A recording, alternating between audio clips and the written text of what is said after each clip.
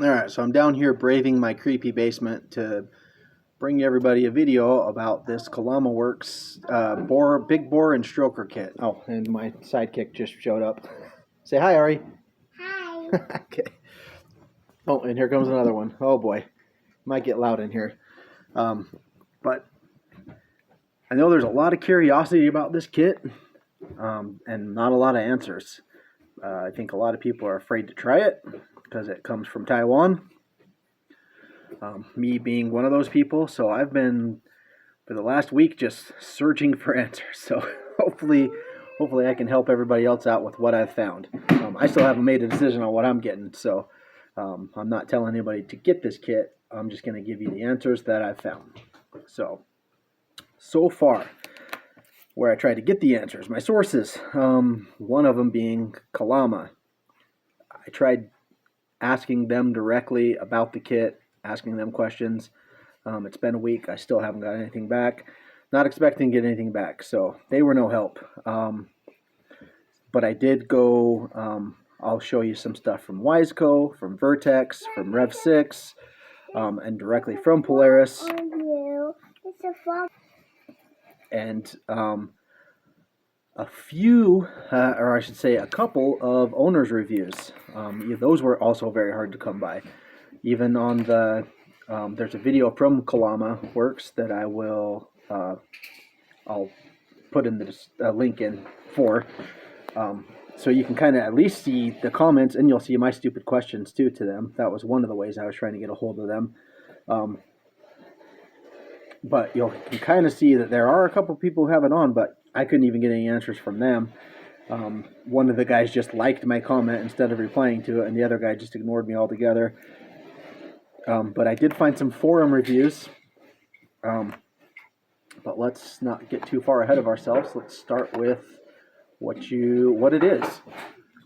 It is a full rebuild kit. You get all the gaskets, not shown here, but you get all the gaskets. You get the crank, you get the big bore pistons, you get the big bore jug. A lot of people call the jug the cylinder for the pistons. Some lifters, some new dowel pins, pretty much everything you need to rebuild from the crank to the top of the piston. You still need other stuff for the heads.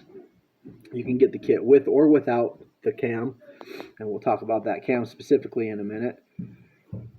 And the thing that's so tempting about it is not only do you get the extra displacement. In fact, let's go to that. So let's take a look at it. Stock, your RZR 800 is a liar. It's actually only about 760 TCs. This changes it to 833. Stock, the compression ratio is very, very debatable, and we will debate that. 11-to-1 compression ratio for the high output. Theirs takes it to a 12.1, which is most of us are going to be scared of, me included. That's scary. And then it comes with a quote-unquote racing camshaft. We're racing. I'll show you the specs on that racing camshaft in just a minute too. But then you can see right here, this is the one without the camshaft. $1,200 retail. That's so much less. Like Rev 6, for example, is a pretty reasonably priced brand and well known and well respected. Theirs is like $1,800 for a similar kit. Man. So yeah, I mean the price you pay for China, I guess. So with that being said, what are the very, very few actual user reviews that I could get for this kit? Oh, I've already backed out of it. Okay, so on the RZR forums, I was able to find one RZR forum with three owners that have actually used this kit. One of them had, he said, about a year's worth of miles. He didn't know exactly how many miles, but a year's worth of miles, and he said he just loved it. I don't know what area he was riding in, because that compression ratio can definitely matter, but he said all Kamala, all of this. He used the cam and everything, but not the cam that comes with it. So I don't know what that means. But he said he used a Kalama Cam, or Kalama Cam. I don't know if Kamala might have cams too. I don't know what she does in her personal life, but a Kalama Cam, and the big bore kit and everything. And he loved it. Second guy said, not as many details, but he said he loved it. And the third guy had just barely installed his. He'd never even ran it yet, but he said it was a very good fit. So that's the very, very, very, very limited information that I could find from actual users of this kit. There's nothing on YouTube. There's nothing else on forums that I could find. I tried asking questions to some of the people who said they had installed it, got nothing back. So the rest is up to us to investigate. So let's start this investigation. So 12-to-1 compression with this kit. And supposedly, according to Kalama, 11-to-1 compression is stock. Well, if you look at Polaris, let me find it here. There's only one instance where Polaris actually says that they have an 11-to-1 compression ratio. That is on a 2008 Sportsman. So 2008 Sportsman high output. Sportsman's not a RZR, that's a four-wheeler. That's the only time that I've seen from Polaris that it was 11-to-1. Everything else from Polaris looks just like this, 10-to-1. Even my own personal owner's manual for my 2011 RZR high output says 10-to-1. I went through all of their I went through everything, all of their literature. Oh my God. Sorry, I had to wait for her to stop singing.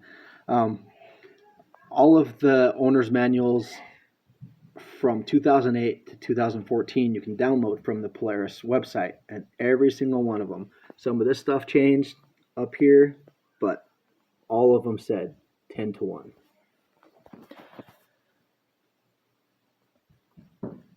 So why is Kalama saying that it's 11-to-1?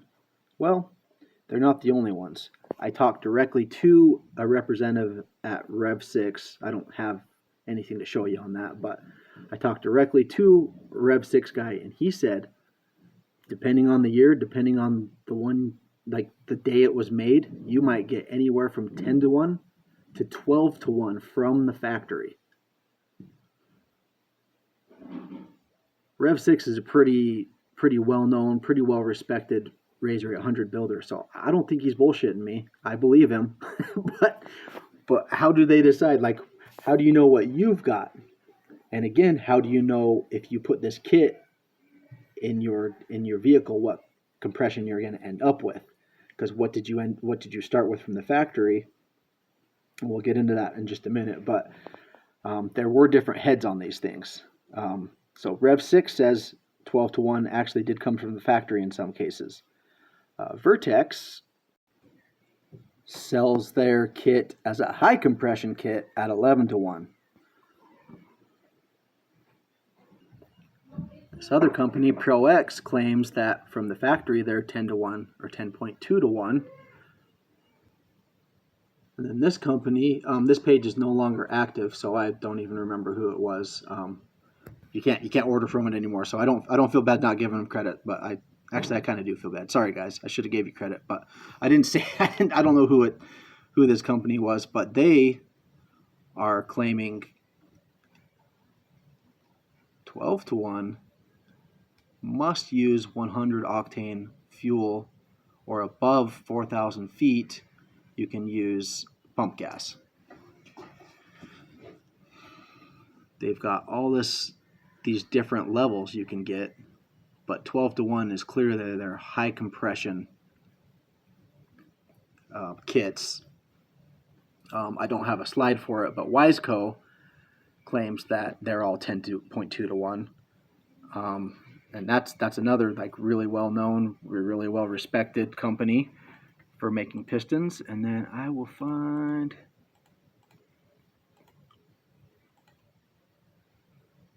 There's the Pro X.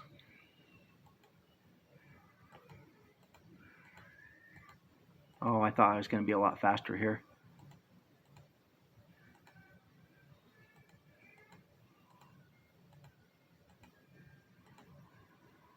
Where is the Alba one?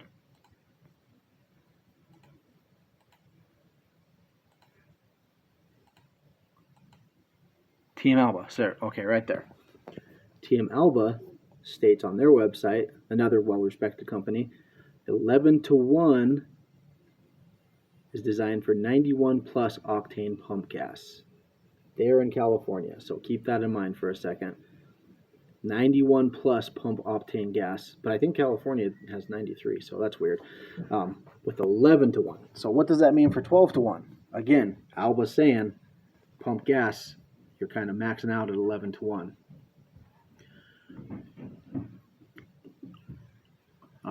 But the area does matter, because I can link a video to this of Engineering Explained. If you really want to nerd out on car stuff and engine stuff, go to Engineering Explained's website, follow that link, and you can just nerd out for hours with that guy.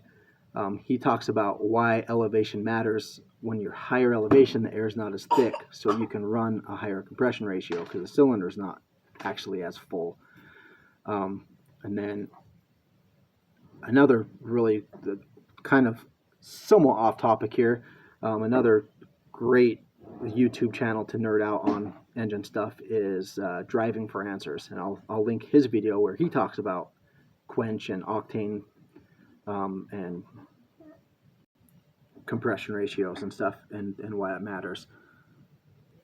But basically, at higher elevations, you can run a little bit higher compression ratio with a lower octane fuel. Also kind of debatable, and also I would play it safe because these RZR 800s do not have knock sensors, so they've got no way to protect themselves if it starts knocking. And if you're not hearing it and you don't back off, then you're just going to completely disintegrate your engine. So it is kind of scary when you get to that 12-to-1, even if Kalama and all these other companies claim directly on their website that you can use pump gas with a 12-to-1. Still scares me, especially if you look at this other very sophisticated chart of the part numbers.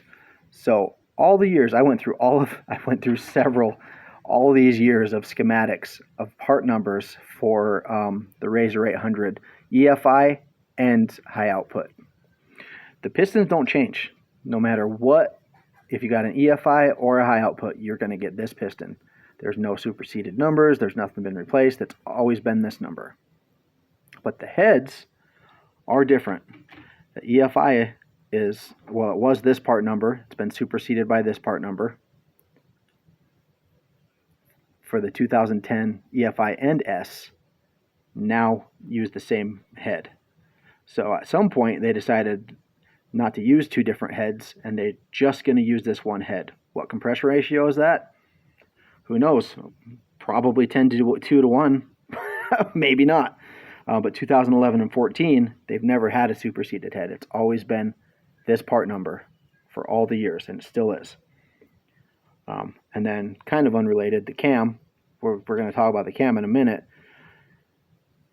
You can see there were different part numbers. The 2008 had this. The 2008 and 2010 EFI, the standard one, had the same cam. But then, the S had this cam. But at some point, they decided to just make all of them this cam. And I guess that's because the 2011 through 14 are all high outputs. But like mine, if it's got the original cam, it's got this cam in it. What are those cams? I don't know, but we'll talk about it in a second. But the question is, like, what did Kalama base their engine on? What's their cam? Is it this cam? Is it this cam? What heads do they use? The high output heads or the standard EFI heads? The pistons, we know they're probably, well, they've made their own pistons, but their baseline was going to be these pistons. But it seems to me like all of this stuff matters, right? To know what you're going to get in the end. Oh, and it looks like I do have some notes on the Wiseco. They offer different compression ratio pistons, you can see here, but their rebuild kits, whether you get a big bore or a standard, are all 10.2 to 1. So that's a Wiseco full rebuild kit there. That's the part number for it there. But they are both claimed 10.2 to 1. So just one more thing to add into this jumbled basket. So let's dissect this a little further. What did Kalama base their kit on? This is directly from their website. You can see the 82 millimeter piece pistons, 2.4 millimeter crankshaft.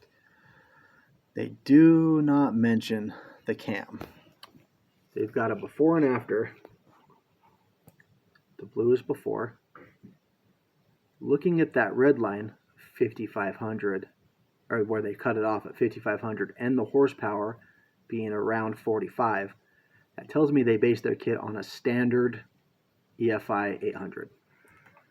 But then when you see there, and look at this, this is such a weird dynograph. I've never seen a dynograph like this where it's up and on the horsepower, up and down and up and down. That's really strange to me.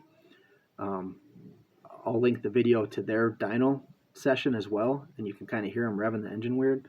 But then you see there, once they put their stroker kit in, that's the orange one, and that's more like a normal horsepower line you would see. Goes up to 70 horsepower. So that's a nice bump there. And then the torque is kind of the same, up and down, up and down, up and down, and then theirs is very, very flat, right around that 100 mark. So let's look at some other. Well, first, before I get ahead of myself, that tells me that they are basing this on a standard EFI. So if you got this kit and you had a high output, those numbers could be very different.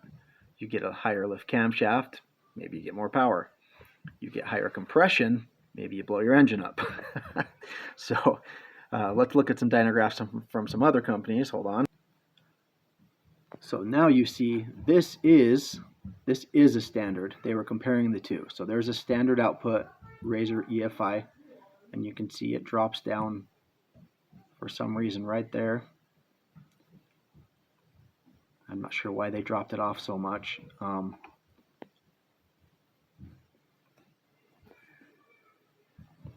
But that's the standard. And then I believe this is also the standard. That's more like the Kalama one you saw. And then this is the high output, which is in that 6,200 RPM range. That looks more like a high output to me. Even when I got my clutch from Starting Line Performance, another well-known company, they even say they want you to adjust your weights so that your high RPM is in this 62 to 6,400 range. So there is a big difference between a high output and a standard output. So what I'm getting at here is that you got to be really careful if you're going to buy this kit with those pistons. This is just a forum. Forums don't always have the right information, but he's claiming that these are the compression ratios over the years, 11 to 1, 11 to 1. So you have an S, and you get a piston that's based on the standard head, because the pistons haven't changed. This is directly from Polaris. The pistons have not changed, only the heads.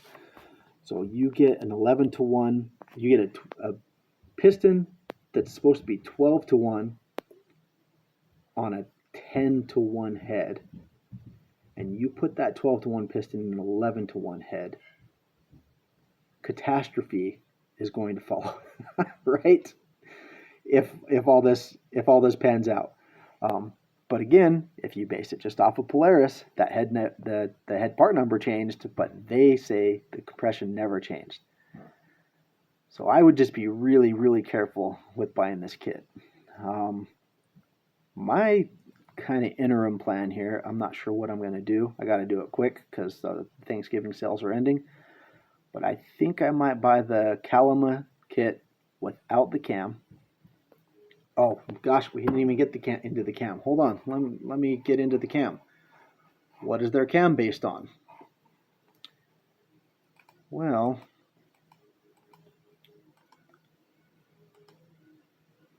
this is Taiwan Trade. This is the Kalama Cam. This is their so-called racing cam.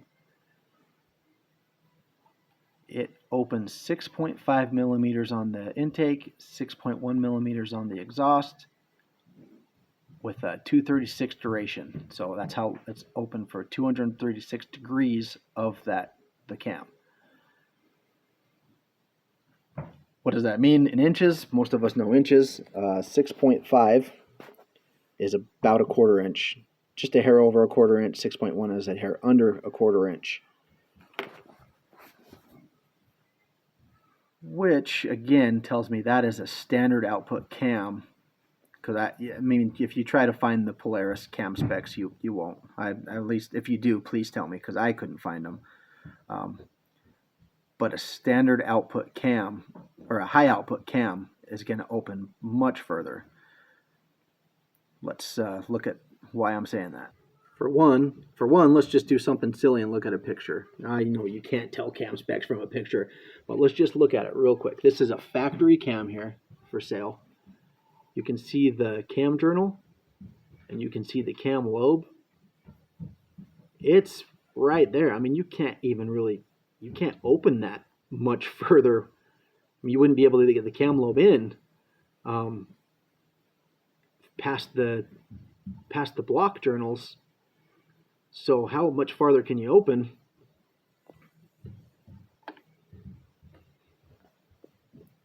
But it's definitely, you can get a pretty good idea that it's more than a quarter inch. You look at the webcam's camshaft, and they don't even mention, I mean, that's a lot to read over my shaky phone, but they don't add any lift to this cam. It's only duration.